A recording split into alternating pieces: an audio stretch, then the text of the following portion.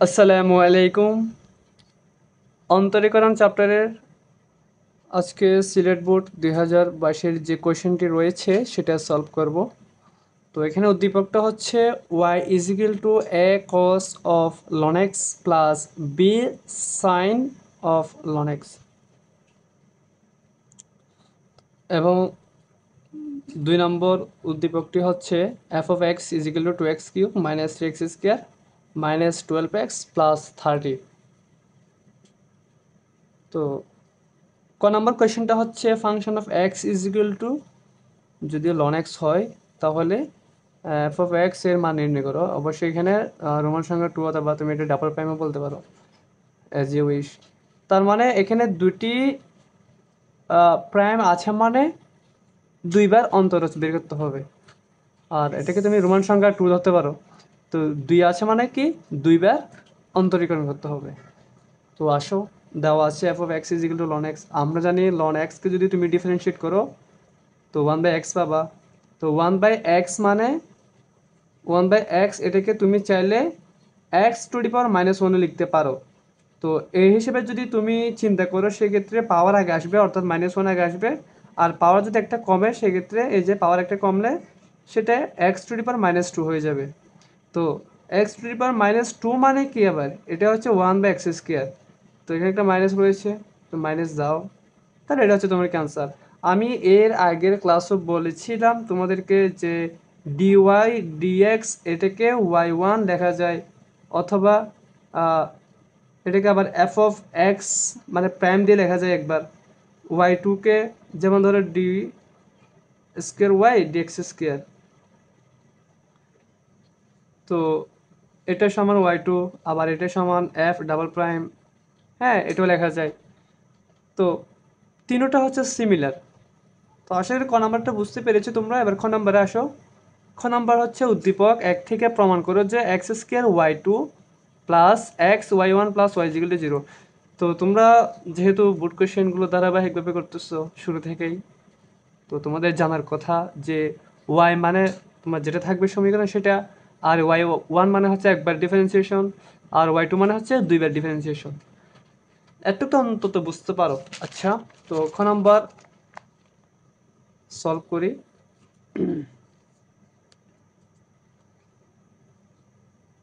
উদ্দীপক 1 হতে y সমান a into cos of ln x plus b sine of ln x, এটা হচ্ছে উদ্দীপকে দেওয়া আছে। এবার প্রমাণ করি। উভয় পক্ষকে এক্স এর সাপেক্ষে পর্যায়ক্রমে অন্তরীকরণ করে পাই, অর্থাৎ লেফট হ্যান্ড সাইডে যেটা আছে সেটাই ডিডিএক্স নিব, রাইট হ্যান্ড সাইডে যেটা যেটা আছে সেটাও ডিডিএক্স নেব। তাহলে ডিওয়াই ডিএক্স মানে হচ্ছে y1, ডিওয়াই ডিএক্স মানে কি y1, আর d dx of a cos of ln x plus b sine of ln x, এটা না। তাহলে এটার সাথে এটা অবশ্যই তুমি চাইলে আরও কয়েকটা লাইন বাড়ায় লিখতে পারো, আমি এখানে শর্টলি লিখছি কারণ হচ্ছে তোমরা বুঝতে পারবা যেহেতু এর আগে অনেক ক্লাস করেছো।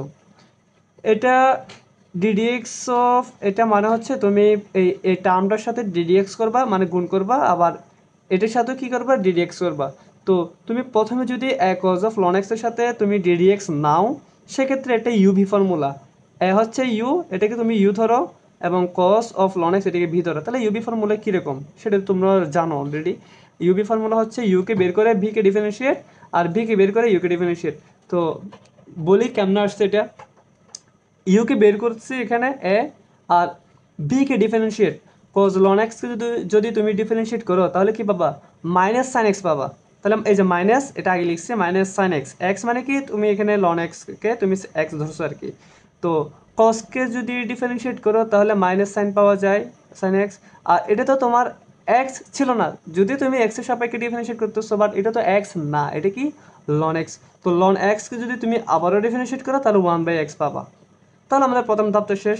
এরপর আসো এই প্লাস বি, আচ্ছা এটা যদি একটা লেখা নাই, এই ইউকে বের করে বিকে ডিফারেন্সিয়েট করছো না এখানে, এখন বিকে বের করবা মানে কস লন এক্স, এই যে কস লন এক্স এটাকে বের করবা, বের করে এক্সের সাপেক্ষে একে ডিফারেন্সিয়েট করবা।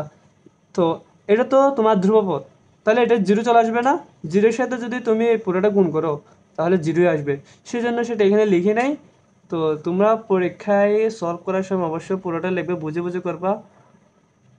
এরপর এখানে আসো b sine of ln x, এটাকে ডিফারেন্সিয়েট করি। ইউকে বের করছি, সাইনকে ডিফারেন্সিয়েট করলে কস পাওয়া যায়।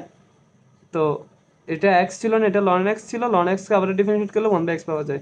এরপর তুমি একইভাবে কি বের করবে বলো তো, প্লাস দিয়ে বি কে বের করবে। ভি মানে বি সাইন নাকি, না না, সাইন লন এক্স, এটা হচ্ছে তোমার ভি। বি কে বের করে ইউকে ডিফারেন্সিয়েট, ইউ মানে হচ্ছে বি। তো এটা তো তুমি এক্স এর সাপেক্ষে ডিফারেন্সিয়েট করতেছো তাই না, তাহলে এটা জিরো চলে আসবে। তো জিরোর সাথে হিরো গুণ করলে জিরো আসবে, তো এটা না লিখলে চলে আর কি, এটাই। তো এখন আসো এখানে দেখো, এখানে 1/x, এখানে 1/x, তাহলে তুমি 1/x কমন নিতে পারো। কমন নিলে, কমন নেওয়ার পর তুমি কি করবে, সেটা ওই লেফট হ্যান্ড সাইড যেটা আছে ওটার সাথে গুণ করে দিবে y1 এর সাথে। তাহলে এটা কি x into y1 is equal two বাকি কে থাকবে minus a sin ln x plus plus b cos ln x, b cos ln x। তো আশা করি একটু বুঝতে পেরেছো। তো এরপর আমাদের উদ্দীপকে কি ছিল, উদ্দীপকে তোমার y1 y2 ছিল না।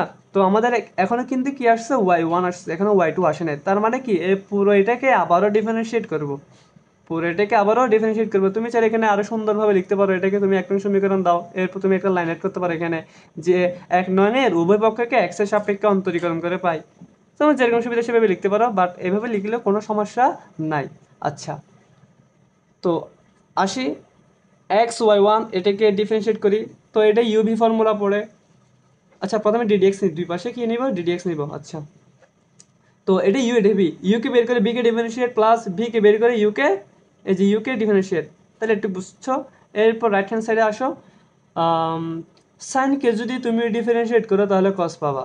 আর যেহেতু এটা এক্সের সাপেক্ষে ডিফারেন্সিয়েট করতেছো এই যে, তাহলে এটা হচ্ছে লন এক্স, এটা তো এক্স ছিল না, তো লন এক্সকে আবারও ডিফারেন্সিয়েট করো তাহলে 1/x পাবা। ঠিক আছে, এরপর এটা ঠিক সেম। এরপর তুমি এই ভিকে বের করে ইউকে ডিফারেন্সিয়েট করো। ভি মানে হচ্ছে সাইন লন এক্স, আর ইউ মানে হচ্ছে একে যদি তুমি এক্স এর সাপেক্ষে ডিফারেন্সিয়েট করো তাহলে জিরো পাবা। এটার মতন আর কি, এটার মতন। সেক্ষেত্রে তোমার জিরো চলে আসবে, জিরোটা না লিখলে চলে। এরপর এখানে আসো, এই b cos of ln x, তুমি ইউকে বের করে বিকে বের করছি, তার মানে কসকে যদি ডিফারেন্সিয়েট করো তাহলে মাইনাস সাইন এক্স পাবা। তো মাইনাসটা আগে লিখলাম, এই যে প্লাস মাইনাস মাইনাস। আর এটা যেহেতু এক্স ছিল না, এটা লন এক্স ছিল, লন এক্সকে আবার ডিফারেন্সিয়েট করো তাহলে 1/x পাবা। তো তুমি এই লাইনটিও বুঝতে পেরেছো, আমি একটু আশা রাখতে পারি অন্তত। এরপরে লাইনে আসো, y1কে যদি তুমি এক্স এর সাপেক্ষে ডিফারেন্সিয়েট করো তাহলে y2 পাবা। এক্সকে এক্স এর সাপেক্ষে ডিফারেন্সিয়েট করলে 1 পাবা। এরপর এখানে 1/x, এখানে 1/x, সেটা কমন নাও, মাইনাস সহ কমন নাও। মাইনাস কমন নিলে মাইনাস প্লাস হয়, প্লাস মাইনাস হয়, তাহলে মাইনাসটা প্লাস হয়ে যাবে, মাইনাসটা প্লাস হয়ে যাবে। বাকি যেমন আছে তেমনে বসে দাও। এরপর এক্স, এরপর তুমি কি করবা দেখো তো, এখানে তোমার প্রশ্নে কি বলা হয়েছে, এক্স স্কোয়ার y2 বলা হয়েছে না, আবার এখানে xy1। তাহলে দেখো তোমার এখানে xy2 আসছে, y1 আসছে, বাট এটার আগে x নাই, মানে এখানে তুমি যদি x গুণ করে দাও একটু করে তাহলে তোমার আনসার মিলে যাবে। তো x এর সাথে x গুণ করলে x স্কোয়ার হয়, x এর y1 এর সাথে x গুণ করলে xy1 হয়, তাই না? আর এই পুরোটা কি, তুমি এখানে y সমান কি লিখছো দেখো তো, এখানে y সমান a cos ln x plus b sin ln x লিখছো না, মানে তোমার দেওয়া আছে আর কি। তাহলে তুমি এই পুরোটা না লিখে তুমি y লিখতে পারবা। তাহলে তুমি এখানে y লেখো, আর তুমি এখানে কি লিখবা, উভয় পক্ষকে x এর সব x দ্বারা গুণ করে পাই, এটা একটু অ্যাড করবা। তো যদি তুমি x গুণ করে এটার সাথে, তাহলে লব এবং হর কাটাকাটি যায়, x x চলে যাবে, তাহলে মাইনাস y থাকবে। এখন মাইনাস ওয়াইটাকে তুমি সমান করে এই পাশে চলে নিয়ে আসবা, তাহলে তোমার রাইট হ্যান্ড সাইডে জিরো থাকবে। এটা হচ্ছে তোমাকে প্রমাণ করতে বলা হয়েছে, তাহলে প্রমাণিত। আশা করি ভাইয়া আপুরা তোমরা একটু বুঝতে পেরেছো। এবার আসি গ নম্বর কোশ্চেনে কি বলা হয়েছে একটু দেখে আসি। ফাংশন অফ এক্স এর চরম মান নির্ণয় করো। দেখো প্রত্যেকটা বোর্ড কোশ্চেনে কিন্তু এই কোশ্চেনটা রয়েছে, হয় তোমাকে গুরুমান বা লঘুমান বের করতে বলবে, অথবা চরম মান বের করতে বলবে, অথবা তোমাকে বৃহত্তম মান, ক্ষুদ্রতম মান এটা বের করতে বলতে পারে। তো এটা কিভাবে করে তোমরা আশা করি জানো, অনেক ম্যাথ দেখিয়েছি আমি এই টাইপসের উপর। তো এটাও দেখাবো না যে তা না, দেখাবো অবশ্য। তো দেখো, প্রথমে আমাদের কাজ আছে কি কি দেওয়া আছে তা লিখে ফেলা।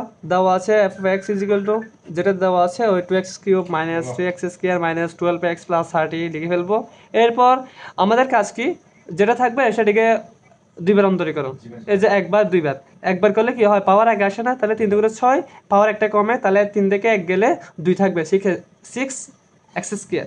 তারপর এই যে পাওয়ার আগে চলে আসবে, তাহলে 3 দুগুণে 6, এক্স পাওয়ার একটা কমে যাবে, তাহলে 6x।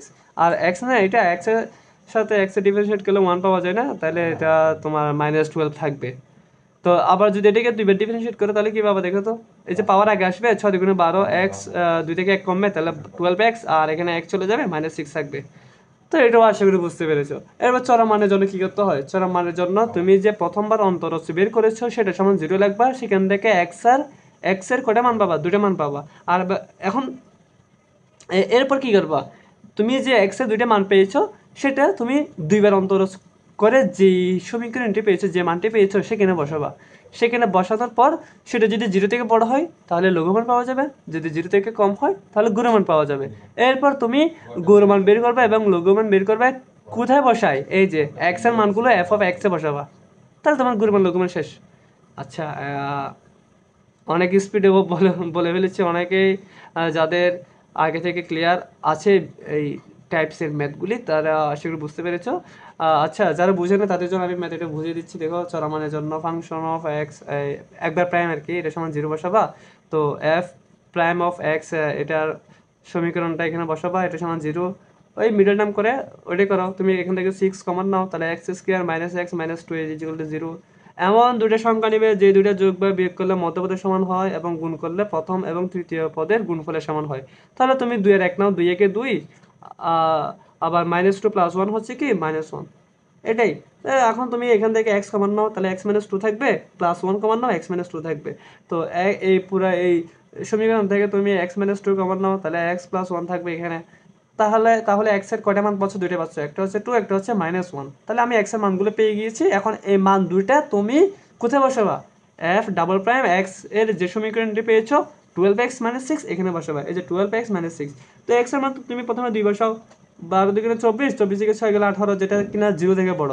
আর আমি এর আগে বলেছি 0 থেকে বড় হলে গুণমান পাওয়া যায় নাকি লঘুমান পাওয়া যায়, লঘুমান পাওয়া যায়। তাহলে লঘুমান পাওয়া যায় x সমান 2 এর জন্য ফাংশন অফ x এর লঘুমান বিদ্যমান। তাহলে লঘুমান বসানোর জন্য তুমি এই যে প্রথম তোমাদের ফাংশন অফ x যেটা দেওয়া আছে সেখানে তুমি x এর জায়গায় 2 বসাই দিবা, তাহলে তোমার লঘুমান পেয়ে যাবা। তাহলে আসো, লঘুমান f অফ 2, যেখানে x থাকবে সেখানে 2 বসাবা। তো ক্যালকুলেশন করার পরে ফাইনালি তুমি 10 পাবা, এটা হচ্ছে তোমার লঘুমান। এরপর তুমি যে x এর দুটা মান পেয়েছো, একটা এই যে -1 বসাবে, -1 বসালে ওই দুইবার অন্তরাজ করে যে সমীকরণটি পেয়েছো সেখানে বসাবা। তাহলে 12 × -1 -6, -1 প্লাস -12 -6 কত হয়, -18 হয়। তাহলে সেটা হচ্ছে 0 থেকে ছোট, মাইনাস না, তাহলে 0 থেকে ছোট। এখন তুমি x = -1 এর জন্য কি পেয়ে যাচ্ছ, তুমি গুণমান পেয়ে যাচ্ছ। তাহলে এখানে গুণমান বিদ্যমান, যেহেতু 0 থেকে ছোট। গুণমানটা কেমনে বের করবা, x এর মান যে -1 সেটা ওই তোমার উদ্দীপকের যে ফাংশন অফ x দেওয়া আছে যেটা আর কি, এখানে বসাবা। তাহলে বসাও, বসালে কি আসে দেখি। এটা যদি বসাই তাহলে তোমার কই, এই যে f অফ -1 ক্যালকুলেশন করার পরে 37 পাবা। সুতরাং নির্ণয় গুণমান হচ্ছে 37 এবং লঘুমান হচ্ছে 10। তো আশা করি ভাইয়া এবং আপুরা তোমরা বুঝতে পেরেছো আজকের ম্যাথ। তো সাথে থাকো আমাদের সাথে। ধন্যবাদ সবাইকে।